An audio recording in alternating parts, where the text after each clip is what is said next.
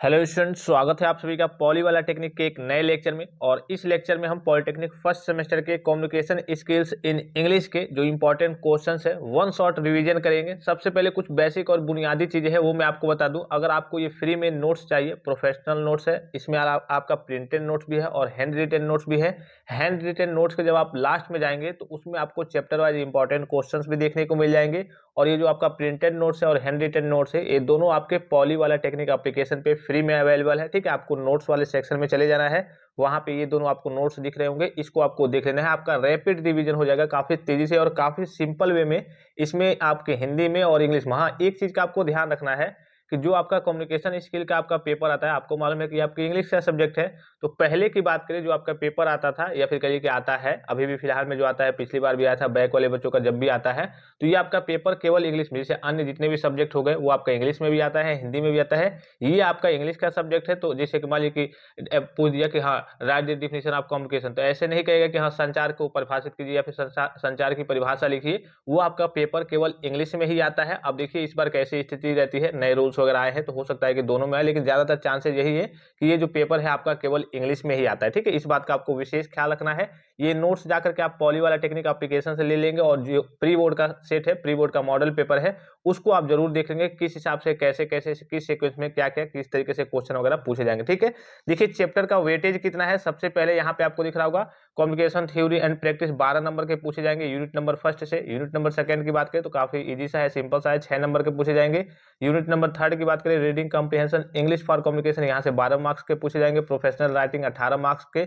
यहाँ से कौन कौन से क्वेश्चन आपके बन सकते हैं, और ये काफी इंपॉर्टेंट चीज है, अगर आपको इंग्लिश थोड़ा बहुत भी आता है, ट्रांसलेशन वगैरह आता है, टेंस वगैरह आता है, तो आपके सामने कोई समस्या यहाँ पे नहीं आने वाली है।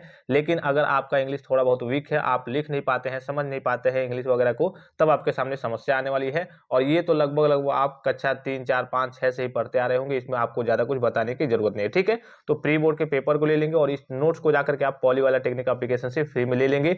यूनिट फर्स्ट की बात करें तो क्या क्या पढ़ना है आपको, तो वही बेसिक्स ऑफ कम्युनिकेशन, डिफिनेशन पढ़ना है, प्रोसेस ऑफ कम्युनिकेशन पढ़ना है, टाइप्स ऑफ कम्युनिकेशन पढ़ना है, बैरियर्स ऑफ कम्युनिकेशन पढ़ना है, और बैरियर से कैसे बचे उसका उपाय क्या है इससे उसको पढ़ना है, और टूल्स और डिवाइस ऑफ कम्युनिकेशन के बारे में पढ़ना है। ठीक है, तो बेसिक्स ऑफ कम्युनिकेशन की बात करें तो वही आपका कम्युनिकेशन क्या है, कम्युनिकेशन के डिफिनेशन क्या है, कम्युनिकेशन का उद्देश्य क्या है। जैसे मैं कहूँ आप पॉलिटेक्निक क्यों कर रहे हैं, आपके पॉलिटेक्निक करने का उद्देश्य क्या है, तो आप यही तो कहेंगे कि हाँ पॉलिटेक्निक करके एक अच्छा सा इंजीनियर बनना चाहते हैं, आगे चल के अच्छी कमाई वगैरह करना चाहते हैं कि हमारी फैमिली खुश रहे, हम भी खुश रहे। तो इसी प्रकार से कम्युनिकेशन का पर्पज क्या है, उसका उद्देश्य क्या है, डिफिनेशन क्या है, प्रोसेस क्या है, किन किन प्रक्रिया के तहत करके आपका कम्युनिकेशन जो है, संचार है जो है वो संपन्न होता है। ये नॉर्मल नॉर्मल चीजें हैं। फिर आपका टाइप्स ऑफ कम्युनिकेशन पढ़ना है। टाइप्स ऑफ कम्युनिकेशन में आपका verbal communication, non verbal communication, फिर आपके वर्बल कम्युनिकेशन में हैंड रिटेन कम्युनिकेशन हो जाएगा, ओरल कम्युनिकेशन हो जाएगा, नॉन वर्बल कम्युनिकेशन में आपका जेस्चर कम्युनिकेशन हो जाएगा। 7 Cs ऑफ कम्युनिकेशन, ये आपका एक तरीके से इफेक्टिव कम्युनिकेशन के लिए, अच्छे से संचार हो, प्रभावी ढंग से संचार हो, इसके लिए आपके कम्युनिकेशन में ये 7 Cs ऑफ कम्युनिकेशन होना चाहिए। फिर बैरियर्स की बात करें तो बैरियर्स का मतलब क्या होता है, आपके कम्युनिकेशन में बाधा या फिर रुकावट। जैसे आप बात कर रहे हैं, मान लीजिए कि आपका नेटवर्क चला गया, आपका मोबाइल खराब हो गया, मोबाइल से बात कर रहे हैं, जो भी चीज हो, तो अगर आपके कम्युनिकेशन में रुकावट पैदा होती है, इसी को हम क्या कहते हैं, बैरियर्स कम्युनिकेशन कहते हैं। इन बैरियर से हम बचे कैसे, इसके बारे में पढ़ना है। फिर टूल्स और डिवाइस ऑफ कम्युनिकेशन, किन किन टूल्स और डिवाइस के चलते करके किस किस टूल्स की सहायता से आप कम्युनिकेशन वगैरह कर पाते हैं। जैसे अभी फिलहाल की बात करें तो आप सभी बच्चे कहिए कि सोशल मीडिया का यूज जरूर करते होंगे, व्हाट्सएप, इंस्टाग्राम, इन सारी चीजों का यूज करते होंगे। मोबाइल फोन हो गया, जाहिर सी बात है मोबाइल फोन में ही सारी चीजें हैं। पहले के जमाने की बात करें तो आपका टेलीफोन वगैरह यूज होता था, फैक्स वगैरह यूज होता था, ईमेल वगैरह यूज होता है, इंटरनेट का आप यूज करते हैं। तो ये सारे टूल्स और डिवाइस और एप्लीकेशन होते हैं आपके कम्युनिकेशन के।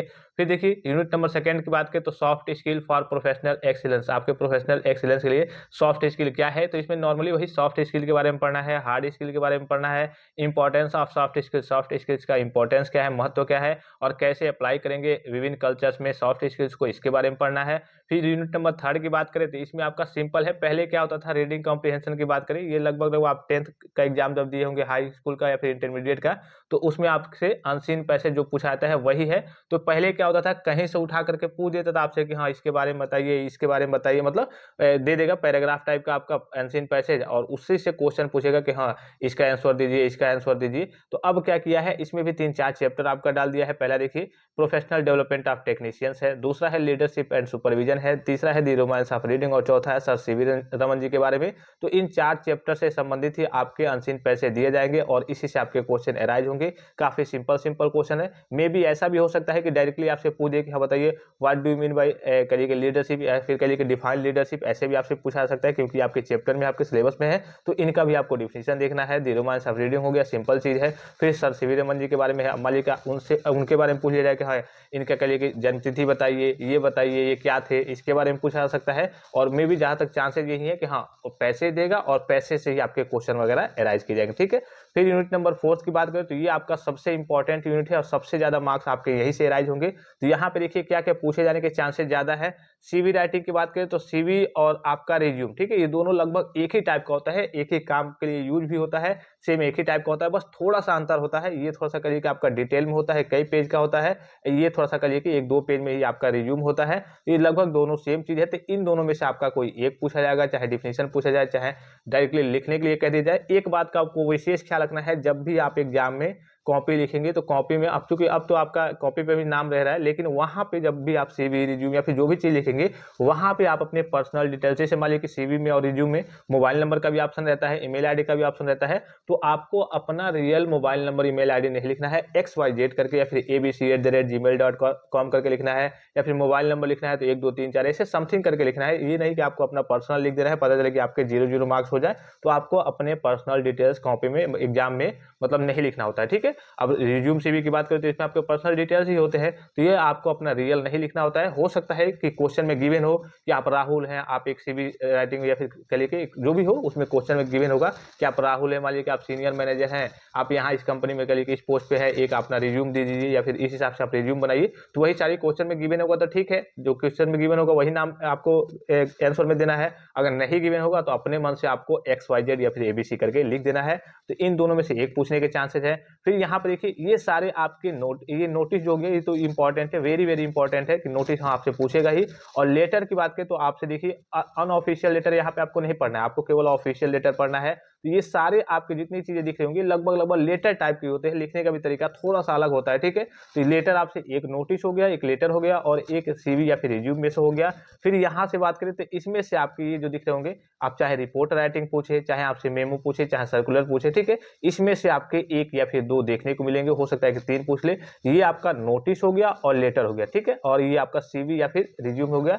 इन तीनों में से, इन चारों में से करिए 3 तो कंफर्म है कि हाँ नोटिस आप लेटर एक पूछेगा, एक नोटिस पूछेगा और सीवी राइटिंग या फिर रिज्यूम में से एक कोई पूछ लेगा। उसके बाद से 20 से आप सर्कुलर उठा ले या फिर रिपोर्ट राइटिंग उठा ले या फिर कहिए कि एजेंडा उठा ले, इसमें से आपका एक पूछेगा, ज्यादा नहीं पूछेगा क्योंकि यहाँ से आपके 18 मार्क्स के पूछे जाएंगे और ये सारे 5-5 नंबर के क्वेश्चन है। तो मान लीजिए 5 नंबर में आपका नोटिस पूछ दिया, 5 नंबर में लेटर आपका पूछ दिया तो 10 नंबर हो गया। इन दोनों में से कोई एक पूछ दिया 5 नंबर में, अगर मान लीजिए डिफिनेशन पूछा तो नॉर्मली 1-2 नंबर या फिर 2.5 नंबर में पूछेगा। अगर पूरा लिखने के लिए पूछ दिया तो ये 5 ही नंबर पूछेगा, तो 15 नंबर। फिर 2-3 नंबर का कुछ यहाँ से डिफिनेशन या फिर जो भी चीज राइज करना होगा किया जाएगा। तो यहाँ से मतलब 20 से आने की संभावना है। 20 से हो सकता है कि आपका ज्यादातर चांसेस यही है कि सर्कुलर आएगा या फिर आपका रिपोर्ट राइटिंग आएगा। ठीक है। इन दोनों के चांसेस ज्यादा है और मे बी ये सब सारी चीजें अगर आपसे पूछी जाएंगी तो ये आपसे डिफिनेशन के तौर पर हो सकता है कि 1-1 या फिर 2-2 नंबर में आपसे पूछी जाए। ठीक है। तो ये यूनिट नंबर आपका 4 हो गया।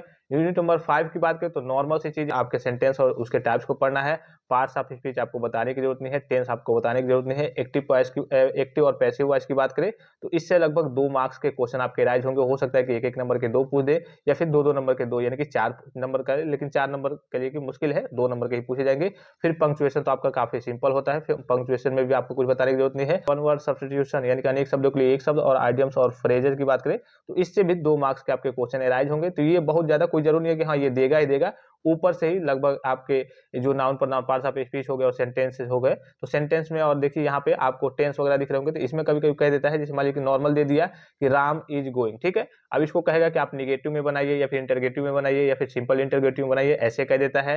फिर कभी कभी यहाँ पे देता है, यहाँ पे पार्ट्स ऑफ स्पीच की बात करते हैं, यहाँ पे ऐसे नॉर्मली नहीं पूछेगा कि हाँ नाउन को डिफाइन कीजिए, प्रोनाउन को डिफाइन कीजिए, एडजेक्टिव या फिर एडवर्ब को डिफाइन कीजिए, इसके अंदर के जो टाइप्स होते हैं उसको ज्यादा पूछता है। ठीक है। अब जाहिर सी बात है, ये तो आप कक्षा 2, 3, 4, 5, 6 से ही पढ़ते आ रहे हैं कि हाँ नाउन क्या है, प्रोनाउन क्या है, एडजेक्टिव क्या है, वर्ब क्या है, एडवर्ब क्या है, प्रीपोजिशन क्या है।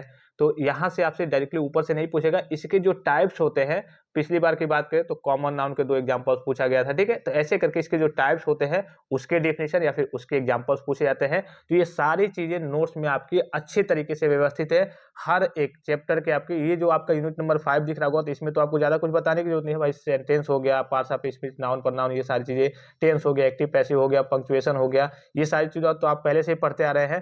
तो इसका लेक्चर आपको एप्लीकेशन पे नहीं मिलेगा, और जितने भी सारी चीजें आपको दिख रही होंगी, इसका वीडियो लेक्चर्स आपके एप्लीकेशन पे फ्री में अवेलेबल है, ठीक है। एप्लीकेशन पे फ्री में अवेलेबल है, और सिंपल और इजी वे में आपको सारी चीजें बताई गई हैं कि हाँ सीवी क्या होता है, रिज्यूम क्या होता है, कवरिंग लेटर क्या होता है, कैसे लिखना होता है।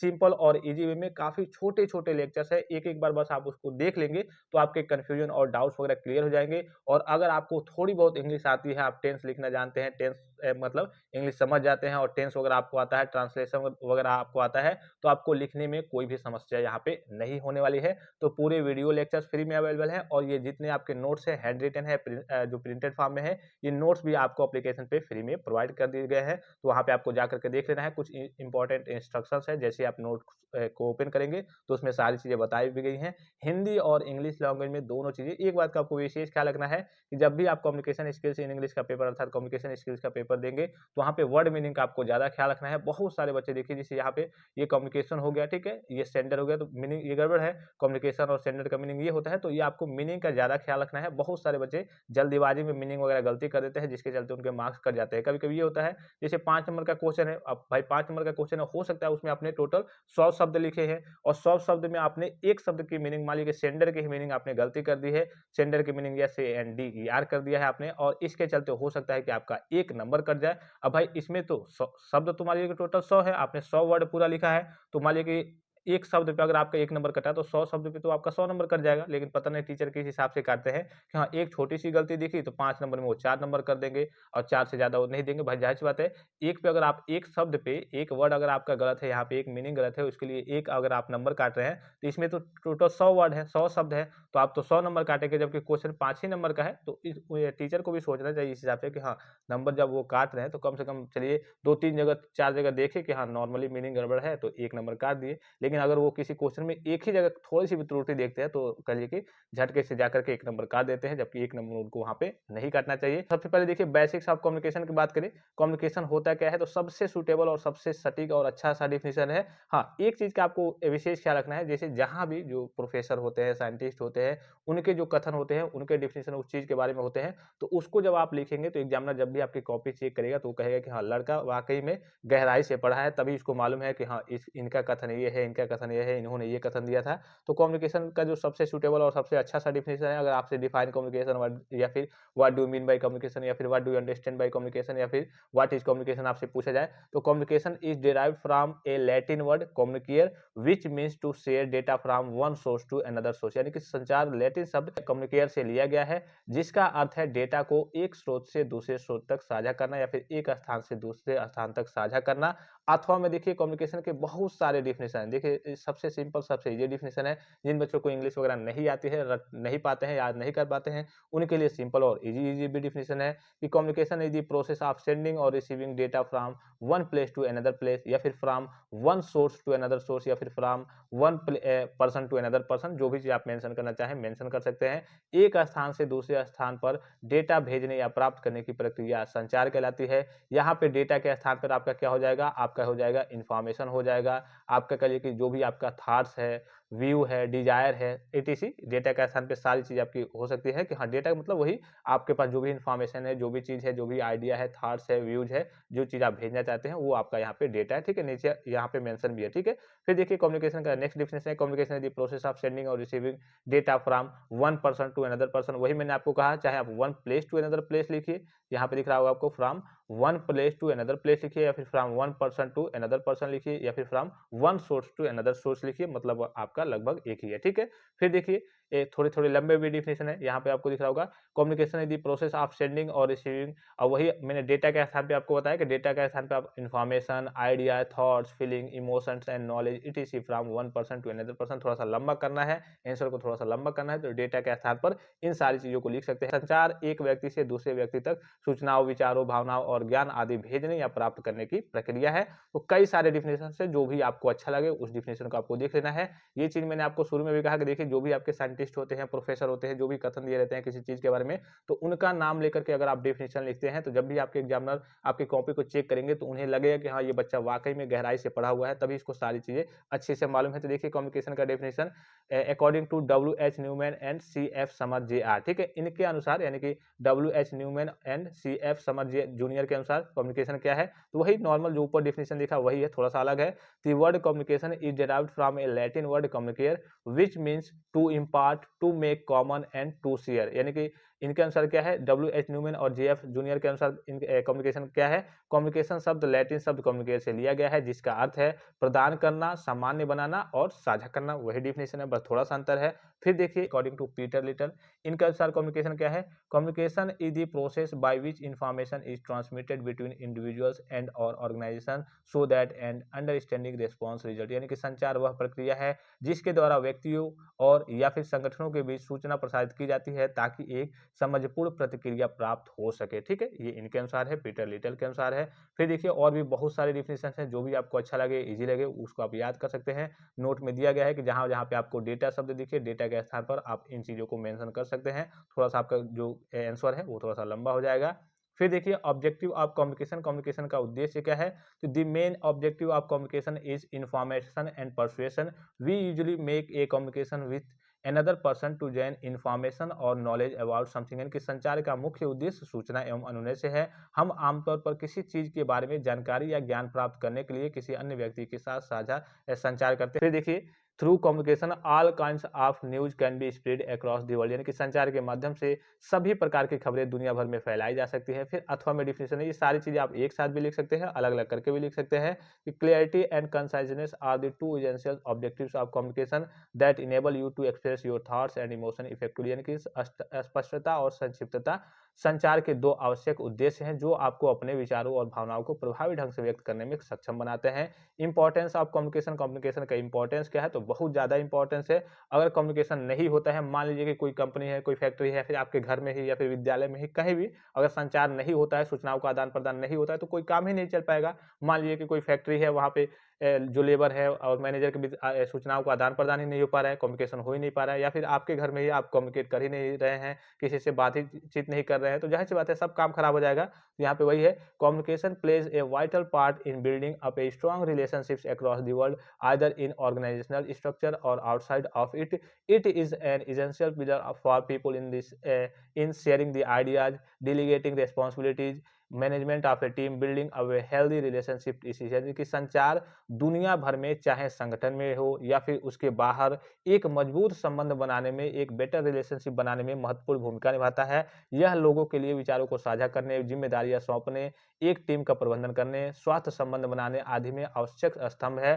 संचार जहां पे नहीं होगा वहां पे कोई काम ही पॉसिबल नहीं है, हर एक काम वहां पे बेकार हो जाएगा। अथवा में देखिए एक और डिफिनेशन है, communication is very needful for our daily life and any organisation और department. In other words communication is the heart of any organisation और डिपार्टमेंट। संचार हमारे दैनिक जीवन और किसी भी संगठन या फिर किसी भी विभाग सभी के लिए कि बहुत ही आवश्यक है। दूसरे शब्द में संचार किसी भी संगठन या विभाग का हृदय होता है। जाहिर सी बात है, कोई कंपनी है, कोई फैक्ट्री है, कोई डिपार्टमेंट है, अगर वहां पे संचार वगैरह नहीं हो पाता है या फिर संचार नहीं होता है, जैसे मान लीजिए कि कोई मैनेजर है, सपोज कीजिए कि एक कंपनी है या फिर कोई फैक्ट्री मान लीजिए, वहां पे एक मैनेजर है जिसको तमिल आती है और आप मान लीजिए कि लेबर के तौर पे हैं, आपको कहिए कि हिंदी आती है और आप दोनों के बीच कम्युनिकेशन नहीं हो पाया, तो जाहिर सी बात है वहां पे आपका काम खराब हो जाएगा, कंपनी का भी नुकसान होगा, ठीक है। तो इस तरीके से अगर जहां पे कम्युनिकेशन नहीं हो पाता है तो क्या होगा, आपकी कंपनी, फैक्ट्री जो भी चीज है वहां पूरा काम खराब हो जाएगा। तो वही दूसरे शब्दों में क्या कहा गया है कि दूसरे शब्द में संचार किसी भी संगठन, कंपनी या फिर विभाग क्या हृदय होता है। अगर वहां पे संचार नहीं है तो कंपनी संचालित नहीं हो पाएगी, सुचारू रूप से संचालित नहीं हो पाएगी। एडवांटेज ऑफ कम्युनिकेशन, देखिए कभी कभी क्या देता है, आपसे डायरेक्टली पूछ देता है कि हाँ एडवांटेज ऑफ कम्युनिकेशन बताइए, कम्युनिकेशन के लाभ क्या है। कभी कभी ये पूछ देगा कि हाँ ओरल कम्युनिकेशन के 5 एडवांटेज लिखिए, रिटेन कम्युनिकेशन के 5 एडवांटेज लिखिए, वर्बल कम्युनिकेशन के 5 एडवांटेज लिखिए, नॉन वर्बल कम्युनिकेशन के 5 एडवांटेज लिखिए, या फिर इसके डिसएडवांटेज, सभी के डिसएडवांटेज और एडवांटेज आपसे पूछ सकता है। तो इन 4-5 में से जैसे ओरल कम्युनिकेशन हो गया, रिटेन कम्युनिकेशन हो गया, वर्बल हो गया, नॉन वर्बल हो गया, आपका जेस्चर कम्युनिकेशन हो गया, फेस टू फेस कम्युनिकेशन हो गया, इन 4-5 में से आपसे इसके एडवांटेज भी किसी एक का एडवांटेज पूछेगा या फिर डिसएडवांटेज पूछेगा। ये 100% है कि पूछेगा ही पूछेगा, और काफी सिंपल होता है, काफी आसान होता है। जाहिर सी बात है, कोई कम्युनिकेशन करिए, वर्बल कम्युनिकेशन कीजिए, रिटेन कम्युनिकेशन कीजिए, उसमें आप ये चीज लिख सकते हैं कि बेटर रिलेशनशिप, यानी कि बेहतर रिश्ते ये बनाता है। एडवांटेज ऑफ कम्युनिकेशन, अब यहाँ पे चूंकि हम पढ़ रहे हैं एडवांटेज आप केवल कम्युनिकेशन की बात कर रहे हैं, यहाँ पे हम अभी ओरल या फिर टाइप्स की बात नहीं कर रहे हैं कि हाँ ओरल, रिटेन या फिर वर्बल, नॉन वर्बल। हम अभी यहाँ क्या पढ़ रहे हैं, एडवांटेज ऑफ कम्युनिकेशन, संचार के केवल लाभ पढ़ रहे हैं। तो संचार के लाभ क्या क्या है भाई, बेटर रिलेशनशिप्स, यानी कि बेहतर रिश्ते होते हैं। जाहिर सी बात है, आपकी फैमिली हो गई, मान लीजिए कि आप अपने घर हैं, आप अपने बुआ के पास या फिर कहीं भी रिलेशन में डेली कॉल करते हैं, बात करते हैं, तो आपके भले ही आप मान लीजिए कि पैसे में काफी ज्यादा अमीर हैं, और आपके जो जहाँ पे आप फोन पे बात करते हैं आप अपने रिलेटिव में, वहाँ पे लोग पैसे में थोड़ी कहिए कि गरीब टाइप के हैं, तो डेली अगर आप फोन करेंगे तो वो भी कहेंगे कि हाँ काफी अच्छे व्यवहार के आदमी है, काफी अच्छे हैं हमारे घर के, मतलब वहाँ के लोग काफी अच्छे हैं, डेली फोन पे बातचीत करते हैं, इतने पैसे वाले हैं, लेकिन अपना घमंड वगैरह नहीं दिखाते हैं। तो क्या होगा, रिश्ते काफी बेहतर बनेंगे, रिश्तों में सुधार होगा। तो वही एडवांटेज है कम्युनिकेशन के एक तरीके से। फिर है हैंडल कॉन्फ्लिक्ट, यानी कि संघर्ष को संभालने में, जब भी आपका कोई झगड़ा हो गया या फिर कोई भी आप चीज की कहीं फंस गए हैं, तो उसको आप अच्छे से संभाल लेते हैं कम्युनिकेशन के चलते। बेटर डिसीजन मेकिंग, जाहिर सी बात है कि अगर आपके पास कम्युनिकेशन है, कम्युनिकेशन स्किल है, तो आपका जो भी निर्णय होगा वो अच्छा ही होगा। बूस्टिंग प्रोडक्टिविटी, उत्पादकता को भी बढ़ाता है। कॉन्फ्लिक्ट रिजोल्यूशन, यानी कि युद्ध वियोजन, जब भी आप किसी परेशानी में फंस जाएंगे तो वहां पे या फिर जो भी आपके सामने कोई मैटर आ जाएगा तो उसका भी आप सही से वियोजन कर पाएंगे। इनकरेज इनोवेशन, नवाचार को प्रोत्साहित करना। जॉब सेटिस्फेक्शन, नौकरी से संतुष्टि मिलती है। अब जाहिर सी बात है कि अगर आपको पास कम्युनिकेशन है, संचार है, आप अच्छे से बातचीत कर लेते हैं, तभी तो आपको नौकरी मिलेगी। तो वहाँ पे अगर आपके कम्युनिकेशन अच्छा है, कोई चीज़ आपसे, कोई मैनेजर आपसे इंग्लिश में बात कर रहा है, आप चीज़ समझ जा रहे हैं, तो जाहिर सी बात है कि आपको जॉब में संतुष्टि मिलेगी, और जॉब भी आपको अच्छे खासे मिल जाएंगे अगर आपका कम्युनिकेशन स्किल अच्छा है, कम्युनिकेशन आपकी अच्छी है, आप बातचीत कर लेते हैं। जैसे अभी नॉर्मली आप देखेंगे, अभी आप पॉलिटेक्निक कर रहे हैं, जैसे आप फाइनल ईयर में जाएंगे, पास आउट होंगे, तो आपका इंटरव्यू होगा। इंटरव्यू ज़्यादातर कई जगह इंग्लिश में भी होता है, तो अगर आपको, या फिर कहिए कि नॉर्मली कुछ हिंदी में भी होता है, कुछ इंग्लिश में भी होता है। तो अगर आपको इंग्लिश आएगा नहीं, कम्युनिकेशन आपका अच्छा ही नहीं रहेगा, आप बातचीत ही नहीं कर पाएंगे, बोल ही नहीं पाएंगे, कम्युनिकेशन स्किल ही आपके पास नहीं है, तो जाहिर सी बात है कि आपकी जॉब लगने में भी समस्या हो जाएगी। तो जॉब सेटिस्फेक्शन भी ये देता है। बहुत सारे पॉइंट्स है, इसको आप अपने स्तर से देखेंगे, ठीक है। बहुत सारी चीजें आप अपने पास से भी जितना चाहें उतना लिख सकते हैं। इस ड्रॉबैक्स क्या क्या है, इसके करिए कि हानियां क्या क्या है, नुकसान क्या क्या है, डिसएडवांटेज या फिर ड्रॉबैक्स कहिए या फिर डिमेरिट्स कहिए, इसके नुकसान क्या है कम्युनिकेशन के। तो कम्युनिकेशन के भी बहुत सारे नुकसान है। कभी कभी ये होता है कि मिस कम्युनिकेशन के चलते लफड़ा हो जाता है, ठीक है, मिसअंडरस्टैंडिंग के चलते कई सारी चीजें करिए कि मैटर हो जाते हैं। तो यहाँ देखिए, miscommunication can lead to confusion, कभी कभी कंफ्यूजन क्रिएट कर देता है कि कोई चीज आप पूछ रहे हैं, वहाँ पे मिस कम्युनिकेशन हो गया, सही तरीके से संचार नहीं हो पाया, तो कंफ्यूजन आपके सामने क्रिएट हो जाता है। कभी कभी कहिए कि जो मिस ट्रस्ट है वो हो जाता है, किसी से आपका विश्वास उठ जाता है गलत कम्युनिकेशन के चलते, मिस कम्युनिकेशन के चलते कभी कभी लफड़ा हो जाता है, झगड़ा हो जाता है। प्राइवेसी इशू भी रहती है कि हाँ कभी कभी आप कम्युनिकेशन कर रहे हैं, संचार कर रहे हैं, पता चले मोबाइल फोन से बात कर रहे हैं या फिर रिटर्न कम्युनिकेशन कर रहे हैं, कोई चीज आप भेज रहे हैं कि किसी और के हाथ लग गई, तो आपकी प्राइवेसी की भी इशू रहती है। टाइम कंज्यूमिंग, अब जाहिर सी बात है कि कभी कभी जैसे औरतों को आप देखते हैं, एक जगह बैठी रहती है, संचार करती रहती है, मतलब बातचीत करती रहती है इधर उधर, अब पता चले कि उसमें काफी ज्यादा टाइम का वेस्ट हो जाता है, तो ये आपका कभी कभी टाइम काफी ज्यादा खराब कर देता है। और कभी कभी पैसे का भी आपका काफी ज्यादा नुकसान हो जाता है। जैसे आप कम्युनिकेट करते हैं, जैसे मान लीजिए कि आपको किसी से फेस टू फेस कम्युनिकेट करना है, वो काफी दूर रहता है, तो वहां जाएंगे तो भाई कुछ खर्चा पानी तो लगेगा ही, तो कभी कभी यहाँ पे खर्चा भी आपका लग जाता है। फिर मोबाइल फोन से ही बात करेंगे तो मोबाइल में तो खर्चा लगेगा, रिचार्ज का पैसा चाहिए आपके लिए, आपके पास, तभी तो भाई रिचार्ज रहेगा तभी तो आप बात कर पाएंगे। फिर communication can harm us, communication कई तरीकों से करिए कि हमें नुकसान पहुंचा सकता है, फिजिकली या फिर करिए कि ऐसे भी मेंटली। जैसे मोबाइल वगैरह ब्लास्ट हो गया, आप मोबाइल फोन से बात कर रहे हैं, मोबाइल ब्लास्ट हो गया, आपने कई बार न्यूज में देखा भी होगा, सुना भी होगा कि कोई जेब में फोन रखा है, जेब में ब्लास्ट हो गया, या फिर घर पे मोबाइल में चार्जिंग लगा करके मोबाइल फोन चला रहा है तो वो ब्लास्ट हो गया। तो इस तरीके से या फिर नेटवर्क आपका रेडिएशन हो गया, इसके चलते भी आपका नुकसान होता है। तो ये कम्युनिकेशन के संचार के कुछ नुकसान थी, कमियां थी, ठीक है। फिर देखिए नेक्स्ट टॉपिक क्या आपका नेक्स्ट है, इसका देखिए हिंदी में भी मेंशन है, इंग्लिश में भी मेंशन, इसलिए मैं कह रहा हूँ नोट्स ले लेंगे आप, तो नोट्स से आप सारी चीजें आसानी से पढ़ लेंगे, ठीक है।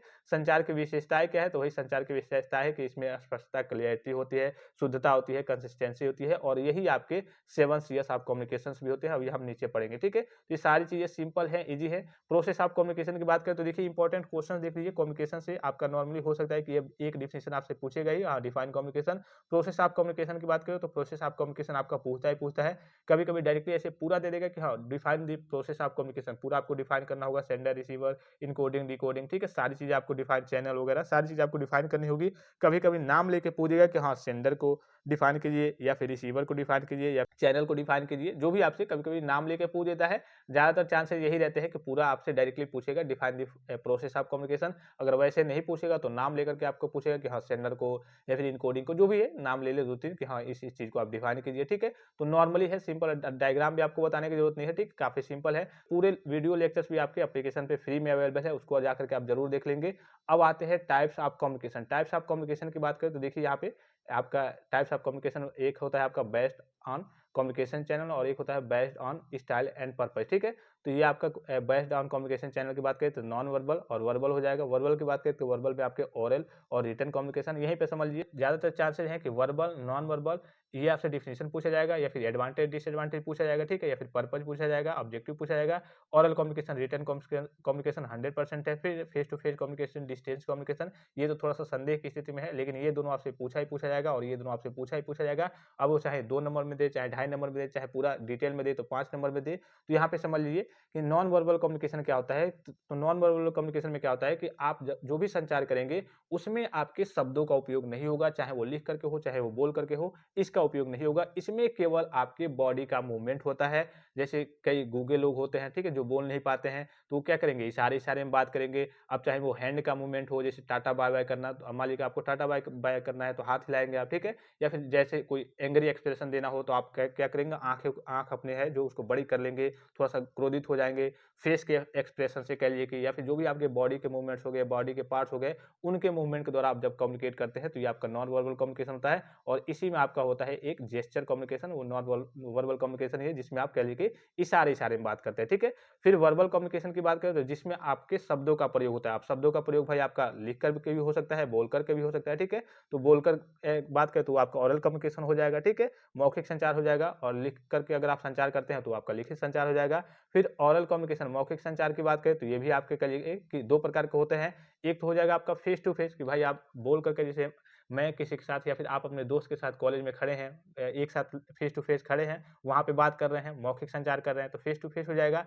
एक आपका इसी में ओरल कम्युनिकेशन में ही डिस्टेंस कम्युनिकेशन हो जाएगा। जैसे आप मान लीजिए कि आप है यहाँ पे, कोई है लखनऊ में, आप मोबाइल फ़ोन उठाए, मोबाइल फ़ोन से बात करें तो भाई कम्युनिकेशन तो वो भी आप ओरल है, मौखिक संचार ही कर रहे हैं। लेकिन व्यक्ति जो है वो दूर है, आप किसी और माध्यम से कोई चीज़ यूज़ करके, किसी एप्लीकेशन का, किसी उपकरण का यूज़ करके उससे बात कर रहे हैं, तो ये भी तो आपका ओरल कम्युनिकेशन है, लेकिन आपका ये ओरल में डिस्टेंस कम्युनिकेशन हो जाएगा, ठीक है? फिर आपका बेस्ट स्टाइल एंड पर्पस के आधार की बात करें तो ये आपका एक फॉर्मल कम्युनिकेशन होता है, एक आपका इनफॉर्मल कम्युनिकेशन होता है। फॉर्मल कम्युनिकेशन की बात करें तो ये आपका जो प्रोफेशनल वे में एक कम्युनिकेशन होता है, जैसे किसी डिपार्टमेंट में, फैक्ट्री में, कंपनी में, उसमें कम्युनिकेशन करने का एक तरीका होता है, कम्युनिकेट करने का एक तरीका होता है कि हाँ, यही तरीके से अच्छे तरीके से कम्युनिकेट करना है। इनफॉर्मल की बात करें तो जैसे आप घर पे हैं या फिर कहीं भी हैं, दोस्तों से बात कर रहे हैं, जैसे मर्जी वैसे कम्युनिकेट कर दिए, इधर-उधर जो भी आप वर्ड यूज़ कर लिए, तो ये आपका इनफॉर्मल कम्युनिकेशन होता है। तो ये आपके टाइप्स हो गए। अब टाइप्स की बात करें, देखिए यहाँ पे लिस्ट बड़ी होगी, आपके देखिए internal communication, external communication, effective communication, ठीक है? बहुत सारे कम्युनिकेशन है, तो जो मैंने आपको बताया उसको उसके पूछने के चांसेस ज़्यादा रहते हैं। और ये 2 आप कम्युनिकेशन देख लेंगे, विजुअल कम्युनिकेशन और ऑडियो विजुअल कम्युनिकेशन, ये भी आपसे, और ये आपका जेस्चर कम्युनिकेशन और फेस टू फेस यहाँ पे, ठीक है? 4 ये हो गया और 3-4 आपने ऊपर देखा, ठीक है? ये सारे, वो भी सारी चीज़ें इसमें मेंशन है, जैसे कि हैंड रिटन हो गया, ओरल हो गया, यहाँ पे आपको दिख रहा होगा। ये सारी चीज़ें पूरे कम्युनिकेशन के ही टाइप्स है, ठीक है? बहुत सारे टाइप्स है, लेकिन जो आपसे एग्जाम में पूछा जाएगा वो सारी चीज़ें मैंने आपको बता दी, ठीक है? ये टाइप्स हो गए। अब सबका डेफिनिशन वगैरह भी है, तो सभी के लेक्चर्स वगैरह आपके एप्लीकेशन पे अवेलेबल है। नॉर्मली आप सिंपली जा करके देख सकते हैं, फ्री में आपको चलिए पीडीएफ भी दे दिया गया है। इसकी सहायता से देखिए लेटर पढ़ना है, तो लेटर का लेक्चर सबसे पहले आप पीडीएफ को देख करके केवल समझ जाएँगे कि हाँ, हमें क्या पढ़ना है, क्या समझना है उसमें। अगर आप पीडीएफ को देखेंगे तो इसमें सारी इंपॉर्टेंट पॉइंट्स कि हाँ, लेटर आपको कैसे लिखना है, कितने पेज में लिखना है, ठीक है? डेट वगैरह कैसे डालना है, लिखते समय किन बातों का उपयोग करना है, फॉर्मेट और स्टेप क्या है, किस चीज़ को कैसे लिखना है, लेफ्ट साइड में क्या लिखना है, राइट साइड में क्या लिखना है, ये सारी चीज़ें आप देख करके समझ जाएँगे। और उसके बाद से एक-एक एग्जाम्पल के साथ आपको समझाया गया है कि हाँ, ये चीज़ है। अगर इसको देख करके आपको नहीं समझ में आ रहा है, पीडीएफ से नहीं समझ में आ रहा है, तो आप वीडियो लेक्चर देख लीजिए। वीडियो लेक्चर एप्लीकेशन पे आपकी फ्री में अवेलेबल है। वीडियो लेक्चर का आप लाभ उठा लीजिए, उसको देख लीजिए। तो ये सारी चीज़ें आप जाकर के पॉली वाला टेक्निक एप्लीकेशन से वीडियो लेक्चर आपका फ्री है। इसके अलावा अलावा आपका पीडीएफ भी फ्री है, इसको भी आप देख लेंगे। ठीक है, पूरे हैंड रिटन जो है और आपका प्रिंटेड दोनों पीडीएफ फ्री है। नोट्स वाले ऑप्शन में जाएंगे, पॉली वाला टेक्निक एप्लीकेशन को डाउनलोड कर लीजिए, नोट्स वाले ऑप्शन में जाइए, वहां पे आपके हैंड रिटन नोट्स जो है उसके लास्ट में जाएंगे तो आपको चैप्टर वाइज कुछ इंपॉर्टेंट क्वेश्चंस भी देखने को मिल जाएंगे। ठीक है, काफी इजी है। कम्युनिकेशन स्किल्स इन इंग्लिश की बात करें, काफी इजी है, काफी आसान है। इसमें बच्चों की बैक वगैरह नहीं लगती है। अगर आपको थोड़ा बहुत भी टेंस वगैरह ट्रांसलेशन का नॉलेज है तो आपकी बैक वगैरह नहीं लगेगी। एक दो और मैं लेक्चर कोशिश करूंगा कि प्रोवाइड कर दूं जो और इंपॉर्टेंट क्वेश्चन है आगे के, जैसे एक्टिव वॉइस, पैसिव वॉइस हो गया, उसमें कैसे क्या क्या चीजें पूछी जाएंगी। और जो आपके प्री बोर्ड का पेपर है, ओरिजिनल पेपर सेट है, उसका लाभ आप जरूर उठाएंगे। वो भी आपके पॉली वाला टेक्निक एप्लीकेशन पे अवेलेबल है। प्री बोर्ड का जो पेपर है कि किस हिसाब से किस चेक में कैसे क्वेश्चन वगैरह पूछे जाएंगे, तो उसका लाभ आपको जरूर उठाना है। तो आई होप कि ये लेक्चर आपको काफी ज्यादा हेल्पफुल और इन्फॉर्मेटिव लगा होगा। और किसी प्रकार का संदेह हो, कोई जानकारी चाहिए तो आप कमेंट बॉक्स में कमेंट करके पूछ सकते हैं। फिलहाल इस वीडियो में इतना ही, इजाजत दीजिए। धन्यवाद, थैंक्स फॉर वॉचिंग। मिलते हैं नेक्स्ट वीडियो में।